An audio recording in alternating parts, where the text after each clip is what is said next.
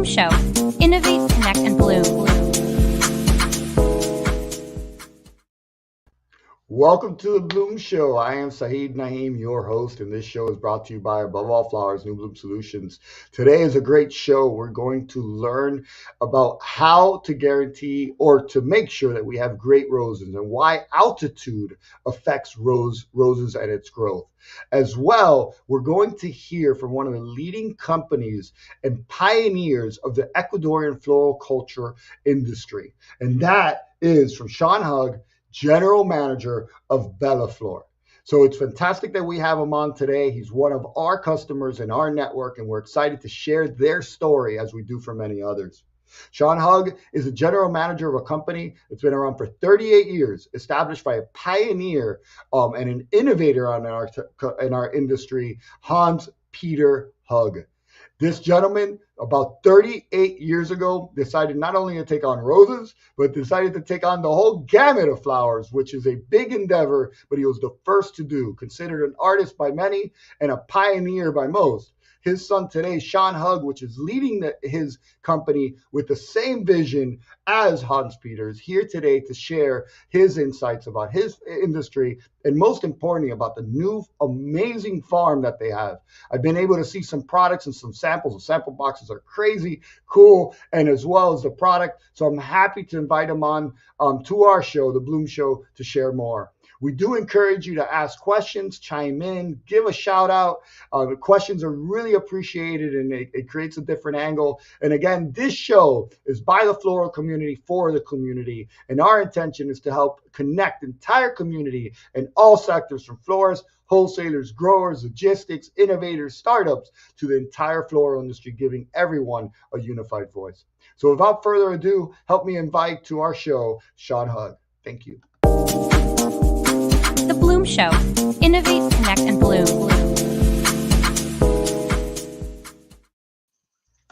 Hi, Saeed. How are you? How are you? A long time no see, like 5 seconds ago. Thank you for having me, and hello to you and to all your viewers.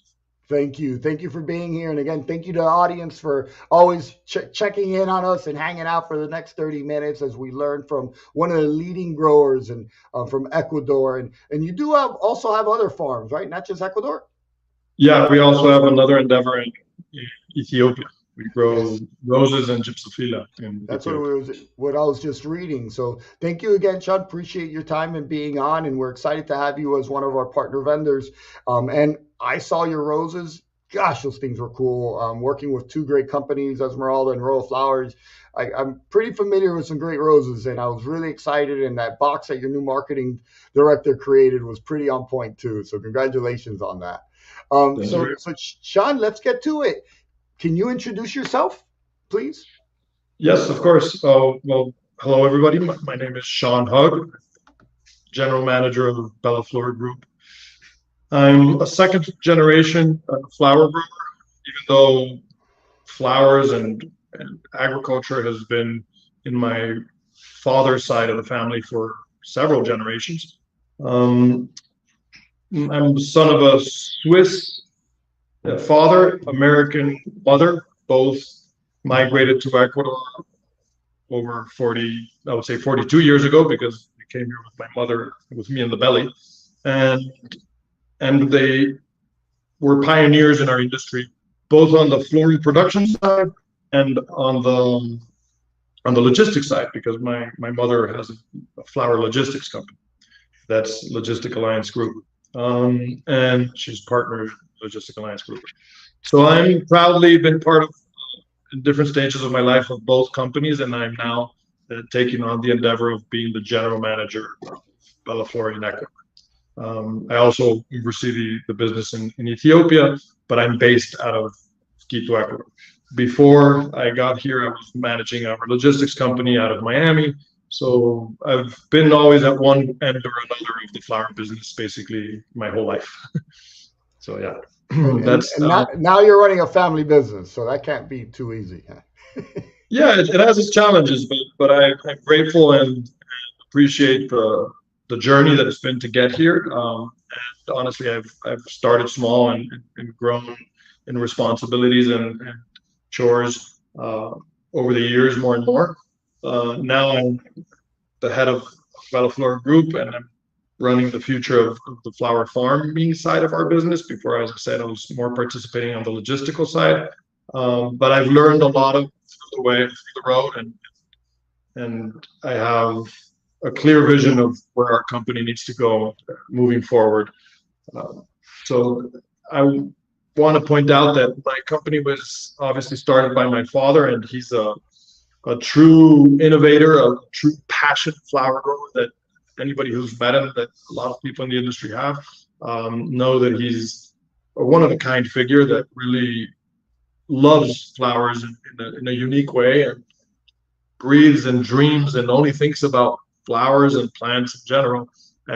And he always brought this to his business. And I think that our identity over the years has been closely related to his way of enjoying flowers. Now our challenge, second generation, I just want to say clear, my dad is actively participating in the company with me, but he's empowered me, supported me for leading the company forward. And as I see, I have the challenge of professionalizing a lot of what he does, or he did so well throughout his life in the company. I have to now engrave this into the corporate values of the company, basically. That's the sort of the challenges that I have moving forward. And that's what we've been working on over these past couple of years.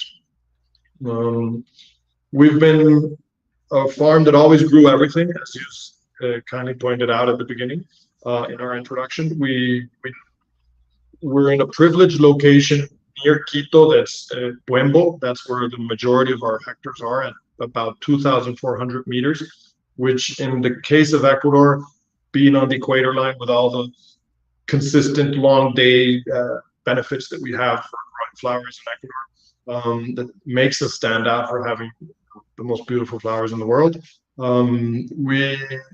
We are a little bit lower. We're not located where the typical rose farm of Ecuador would be located, whether they're in the south or in the north of Quito.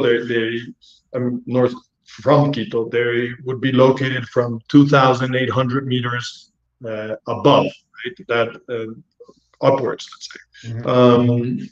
So our farm our long-standing original farm here is a little lower than the standard rose grower, and we've grown here all sorts of products, including roses. But to be honest, we were never known for our roses that much in the past. We were more known just for our high quality and diverse array of summer flowers.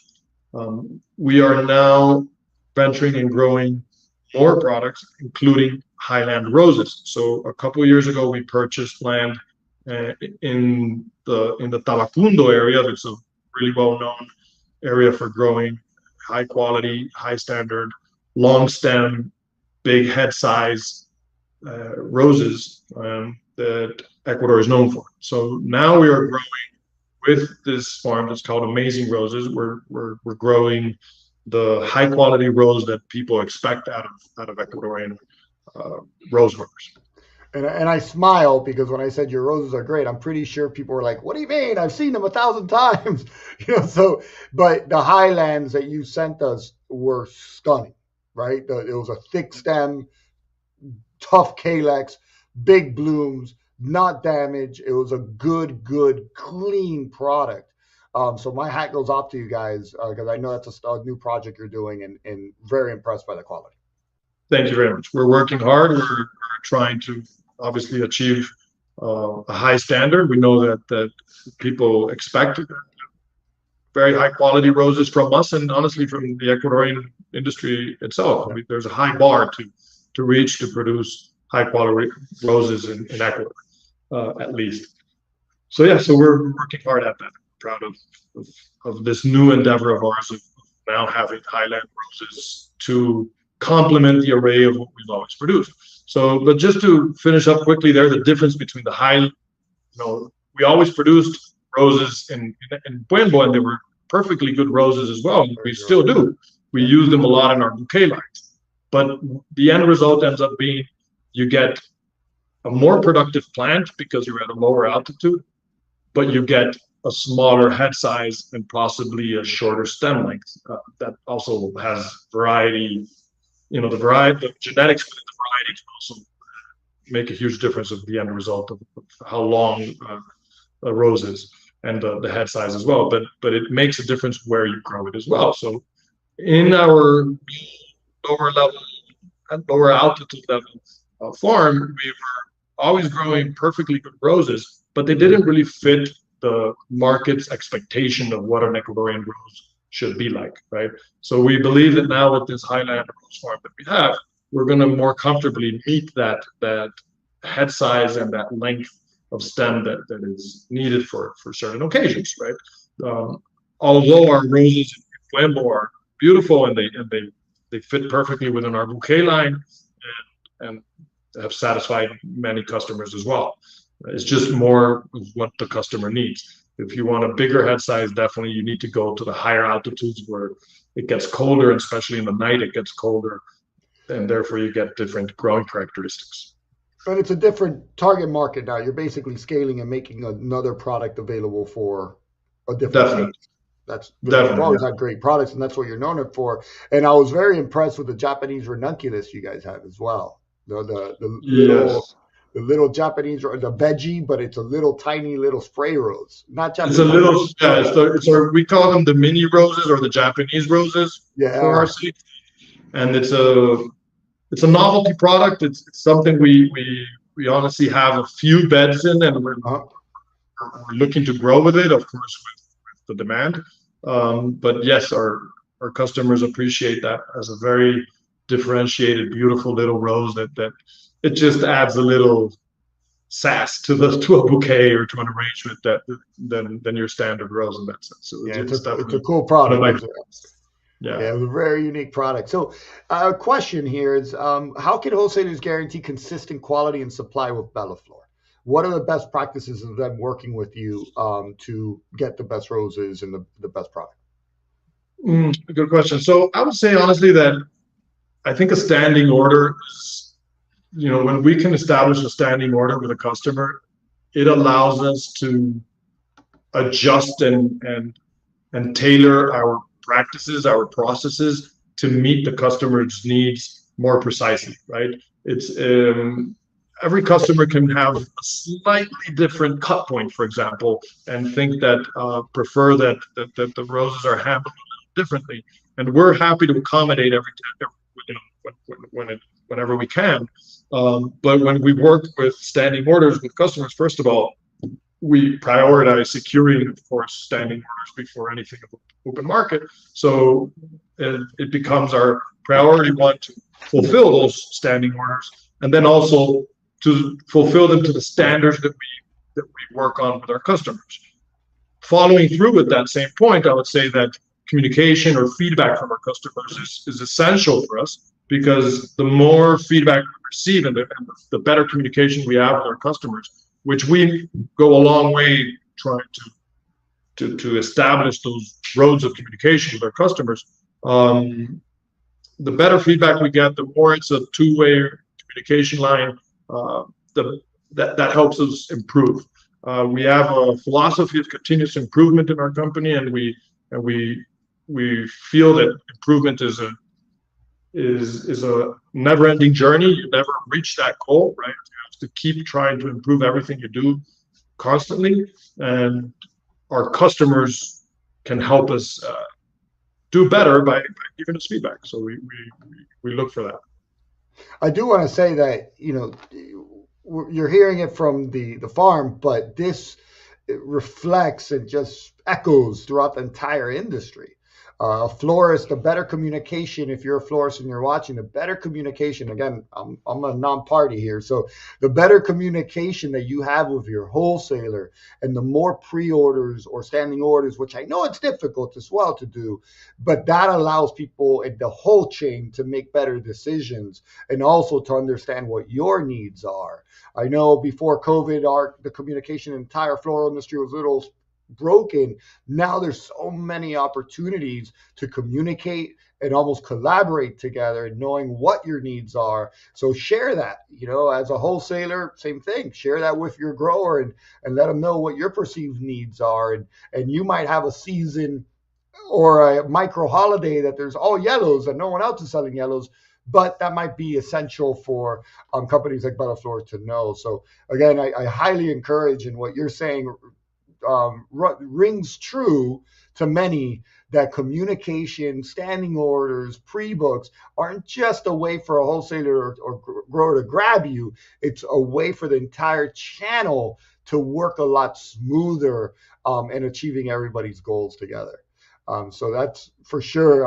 I love what you were saying there, because that's so important for everybody. So jumping to another question, how does Bellaflor ensure long-lasting freshness for wholesalers and florists? Well, there I would say it's our attention to details, basically. That once again is more like a philosophy that we have to follow, that is at every point of the chain, whether it's the quality of the plant that you're starting with, or the quality of the seed that you're starting with, depending on the case, to how you're taking care of the earth, how you're taking care of the water, how you're taking care of the people, right? The people that are taking care of our product. So we pay attention to everything we can. I mean, and we're always thinking of new ways to paying attention to the details, to try to improve every process, to try to be more attentive to quality, and to make sure that the end result is there. We're also constantly doing our own testing and doing our own trials that say do things for innovation purposes, but also like testing just that the quality is there of the product that we've been growing, regardless if it's the same product for years. For example, we're always testing how our product flies. So we've deciphered the way to simulate the flying conditions of product that we send via air freight or via sea freight. Let's say in the case of sea freight containers, to see how it behaves and know what you can do and what you can't do, to see how long the base life of our product is, to see if there's any presence of any disease, that we catch it before it becomes an issue.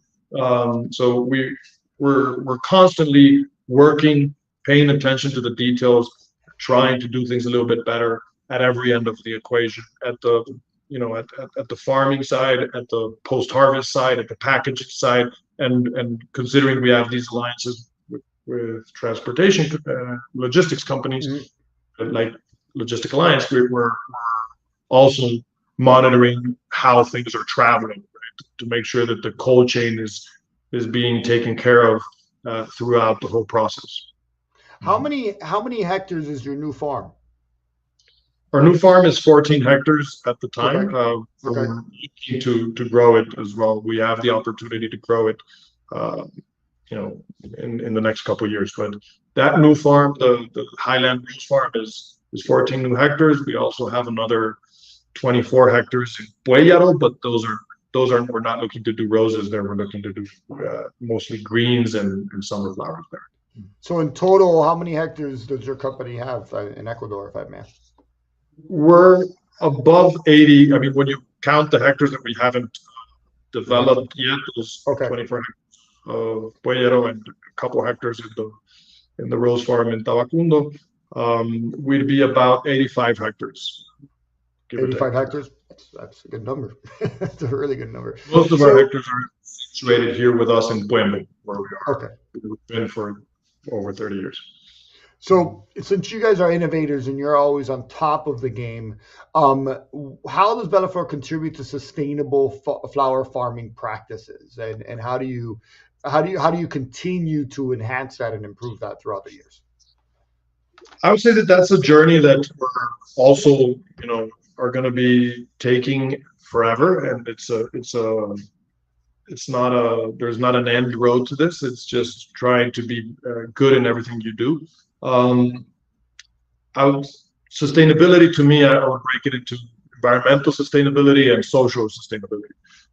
Social sustainability is, I think, our strongest point, is where I think we're honestly, we do it better than most. I take pride in the fact that we have very strong social programs for the benefit of our employees. For example, we have a laundry service that all the people of our farms can deliver their dirty clothes the morning of a day and come back in the afternoon and pick them up, washed, dried, folded, for them and for their whole family, right? And under the conditions that we have, that our employees come from, this can be a big help. And many times these people don't have a washer or a dryer at home, so washing clothes is a long, tough chore that can take up to a day for a person.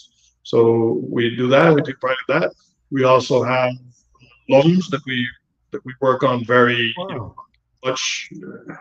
We do have interest rates, but really low interest rates that go back into these social programs and the interest rates are below market with what the market offers, so it helps them.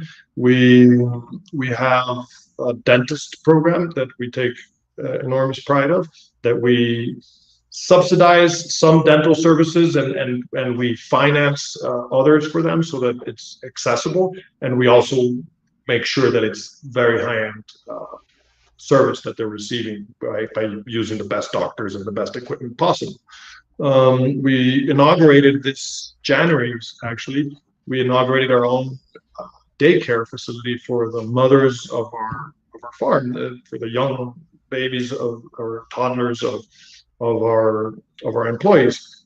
We have over 50%, I would say close to 60% of our participants, of our employees, are women, that many of them are heads of household, and so we try to take good care of them with our medical professionals that we have constantly on call here. We have doctors on call here, nurses on call here. We have a room for feeding where mothers can go if they need to feed their child, or if they need to pump breast milk, so they can make sure that their babies receive breast milk. Honestly, I can go on and on, because we do a lot of positive things for our employees. We take enormous pride in it. We've been working hard on professionalizing it, but it's because, yes, we appreciate our employees as we should, but we also recognize the fact that if we take care of our employees, they'll take care of us in return. And we've seen that tenfold, in the sense that we have very engaged employees that help us be better every day, and they tell us where we can improve. A lot of the improvements we've been doing in the company come from every level of the farm, and it's come from the engagement of our employees that feel like the company takes care of them as well.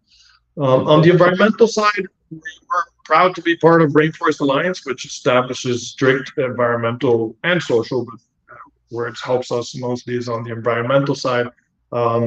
It helps us have standards of what products you can use, what practices you can use, what practices you can't.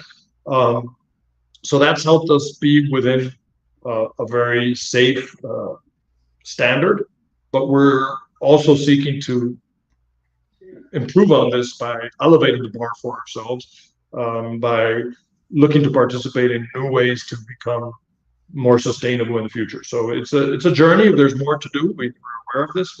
We're looking into things that can help us be even more sustainable. But we're already in a good position. So I was gonna ask a question of how do you, my apologies, I was gonna ask a question of how do you overcome challenges, but I guess the more appropriate question is, how do you stay innovating? How do you not go from 38 years ago, your father started this, we're successful, hey, why focus and give us another headache of another farm? So how do you continue to have that drive and understanding that growth doesn't stop at success? Growth stops at where you stop innovating, when you stop looking for new opportunities. How does your company stay with that culture, which is not easy? Well, as I said, first of all, my father's always around, so it's not like we've lost that special sauce that we have in our company. Thankfully, he's still leading the way, making us innovative. But as I said at the beginning, the challenge that we have is to recognize innovation as a key differentiator in our company, that we're always looking for new things, right? So what we've done is that now we've professionalized our research and development department. So this is something we've always done. We're just doing it a bit better, in the sense that we're taking data of how we're trialing products, whether it's new varieties or it could be new fertilizers, but Okay. or anything. But we're consistently taking data, taking down information to make sure that at the moment of making a decision, we have the right information in front of us to make well-informed decisions. So, because just like any research and development department in any company, be it a Apple or whatever, they're gonna fail a lot of times and try things that may not work. That's also part of the process. And so what we want to make sure is that we are constantly trying new things. We're always on the lookout for interesting new varieties of anything that can work for us. But we're also making sure that when we put it through the pipelines and we're trialing it, we're working with customers that are, partners of ours to trial new products, that we're sending them samples. We're seeing what feedback they give us. They say, oh, try this different, cut it a little bit shorter or cut it a little bit longer, whichever the feedback may be that they, or the cut point is a little too open or the cut point is a little too closed. So all that is we work with our customers to improve and to bring new things to the table or into our product. So yeah, that's basically what I'm at. And that's always important for all businesses, is to listen.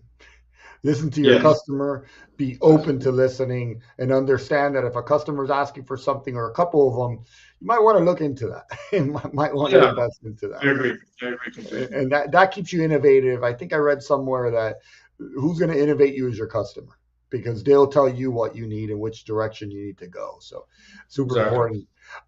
So how can a florist find your roses, and how can a wholesaler connect? So I want to be clear that you don't really sell to florists, but you do sell to wholesalers. So how can a florist, let's say they're watching this and say, I want to see these roses, how can they encourage their wholesaler to purchase from you, and how can wholesalers connect with you directly?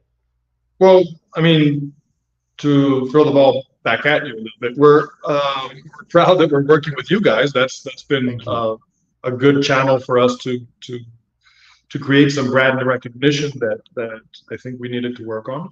And some people know us because we've been in the industry for so long, but honestly, our efforts have sort of died down a little bit of spreading the brand name. So we're proud to and happy to take this on again. Likewise. So we're through you guys, we're Above All Flowers and New Solutions have helped us create more space of brand awareness. Of course, our salespeople are the final channel that we can communicate, so that you guys can stay updated on what we have. You can always check out. Go ahead. I'm sorry that I cut you off. We're working on developing, honestly, a better e-commerce platform and things like that. But those honestly are still in the back of the company. We're still working on it, and we haven't released those yet. But with our strong sales force that we have, our sales team that we have, we're confident that we can address any needs of any customer. And on the florist to wholesaler side, florists that want to try Bellaflor product should go to their reliable wholesaler, because I think on the wholesale side, most wholesalers know us, and we know most wholesalers, and we're proud to respect that relationship. And we'd ask that kindly that a florist goes to their wholesaler and says, I would like to try these Bellaflor roses, and we'll be happy to send samples or get something started, so that hopefully we can get that customer. that And final let, customer. and let them know it's the high altitude ones as well. So if you're a Yeah, florist and you do receive any of our information for Bellaflor, reach out to us. We'll connect you directly to Bellaflor, but you could always go to Bellaflor group.com and put in a little contact form saying that where you're located, what product you're interested in seeing, and then they can reach out to you and connect you to your closest wholesaler. Because exactly. they work with wholesalers, but we love florists. We know that that's where it starts and ends as well. So we want your support and love to hear your insight about this product for sure. I think I should have asked you that question. You answered it better than I did. Yeah, I'm sorry. I prepared for it. No, just kidding. Just kidding.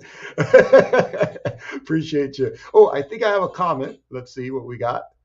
Above all flowers, my partner David Kaplan, we're proud as well to be working with Bellaflor. So we certainly are. It's been a great partnership, and it's a leading innovative company, and that's what we look for, is to work with companies that understand that we have to all continue to innovate and grow a community around us to continue to grow. So, Sean, thank you so much for your time. I'm going to ask you a couple. You told me you're pretty good at ad-libbing, so I'm going to ask you a couple random questions just for fun.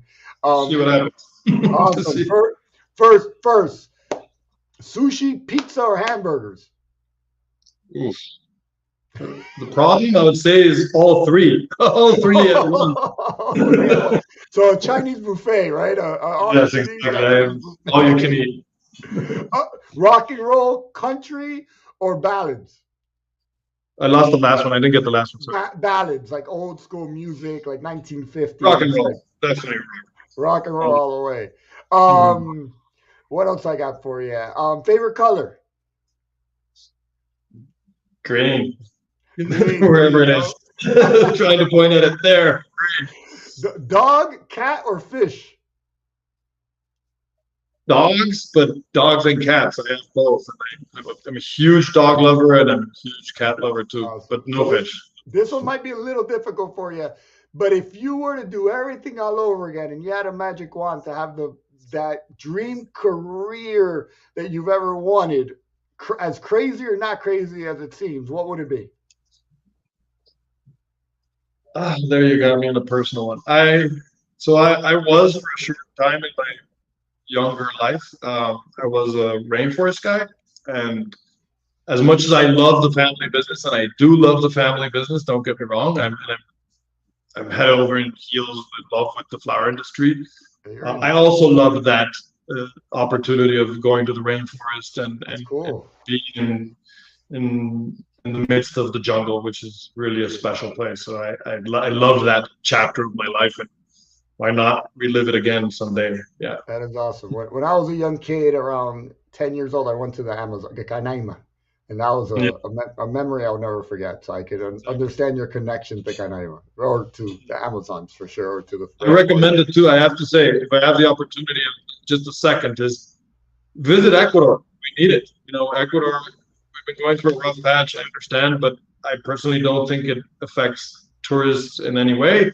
I think Ecuador is a safe country to visit. I believe that we're one of the most beautiful countries you could ever visit, between Ecuador, between the rainforest, the Galapagos, and the Highlands. We have a lot to offer. I love the fact that you said that, because when I travel to another country and go to a convention, which this year we're in conversations, I try to make a point to go somewhere an hour and a half or 2 hours away from the city itself. Sure. So I can't recall the name, but I went to a little town that there was some beautiful waterfalls, and it was only an hour and a half away. And it was Mindo.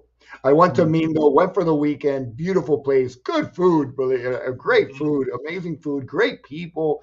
I won't forget walking around and then ending up at a little restaurant that was like a family home almost, and they were singing local music, and it was great. So I really encourage everybody to take away from your fears and travel. We were 100% safe, and it was a great experience for us that, I wish I could do it every time I travel. But I do appreciate you saying that, because we do have to enjoy our lives as well and enjoy the beautiful country. Exactly. So come visit us for business, but take some personal time in the process. And to mention, Expo Florida is this year. So yes, yeah. So Expo Florida is this year. Will you be at Flori Expo? Yes, we will be. Fantastic. We'll be there as well. We're partnering with Flori Expo, and we're going to share some codes for free registration. But Sean, thank you so much for your time. It was a privilege and a pleasure. I hope Thank you. I hope you enjoyed it as well. Any final words? Just give us a try our products, and come visit us if you ever get a chance. I hope. So we certainly this year we'll be in Ecuador, so we could figure something out. Maybe we could do something live from there as well. But I do have Oznat. She says Heineken, so I'm pretty sure it's an inside joke. Yeah, it's an insider joke. It's an insider joke. I'll leave it at that. She's. Oh, you're my great friend. Thanks for putting me on the spot. I love that. That's what I love about doing live. So it's great. Sean, thank you again. We'll stay in touch and send Gilbert. Thank you so much, Lane. Thank you, everybody. Have a great one. Thank you. Bye-bye. So that was a lot of fun. Sean was easy to chat with, and great information when it comes to where that company has come from, starting with an innovative perspective and continuing to stay innovative. And again, do check out their high altitude roses. They're awesome. We put our stamp of approval on it. We've enjoyed a lot of roses, and especially our partner vendors. But we were very impressed, not just with the packing, but also the quality of product, which has been amazing to view. I do want to share with you that we will be interviewing, or Thomas Prince will do a takeover. And Thomas Prince is from the company Prince & Prince on April 28th. I put March. April 28th. Thomas Prince will be taking over and doing a Mother's Day forecast report based on all the years of forecasting and reporting that he has had and studies that he's had. He'll be coming on. And then after that, we'll be launching his blog piece as well. So do tune in. Super cool. Last time it was a great hit and success. It's great for everybody. He talks about trends, consumer behaviors, et cetera, et cetera. So it's great. Again, that's April 28th. I'm a little late, but April 28th. Now, we also have, let me stop this one. We have I'm off. Sorry, guys, I'm off. So on April as well, which I think that this one is maybe next week, and this one is on April 28th. Again, we just made a mistake there. Deborah Zolik. So if you want to know, reach out to us or go to our LinkedIn. That's where all these dates are posted. So just reach out to us and we'll give you the right dates. I apologize about that. But April 28th is Deborah Zolik. I believe next week or the week after will be Thomas Prince. This week, meaning next week, or the week after next week, will be Thomas Prince. And then our final for the month will be Deborah Zolik of IFPA, and how to work with vendors during difficult economic times. Again, she's a source of information. Used to be the buyer for Walmart. Great source of information. I'm actually attending her podcast that she's doing as well. So this is a great opportunity to learn from someone that completely understands how to be a buyer for mass market and will educate us on how to work with buyers like herself, and how supermarket buyers can work with wholesalers, distributors, growers, and farms as well. Again, go to our LinkedIn, go to my LinkedIn, go to Instagram to find the right dates. Sorry about that. That's why this is live, because we get to make mistakes sometimes. But thank you to everybody again for joining. Thank you so much for tuning in, for hanging out for 30 minutes. We had a decent little crowd. And share this. Please share this with your customer. If you're a wholesaler and you have Bellaflor product, share it with your customers. All you do is copy the link, tag it. Copy the link and put it on an email. Copy the link and put it on your link tree. And just say information from one of your vendors, and that will continue to add value to your community, to your floral community, which is super, super important. Again, thank you everybody for joining. Don't forget to subscribe, like, and share, and see you next week or next month. But see you in a couple of weeks as we continue to do these shows. The Bloom Show. Innovate, connect, and bloom.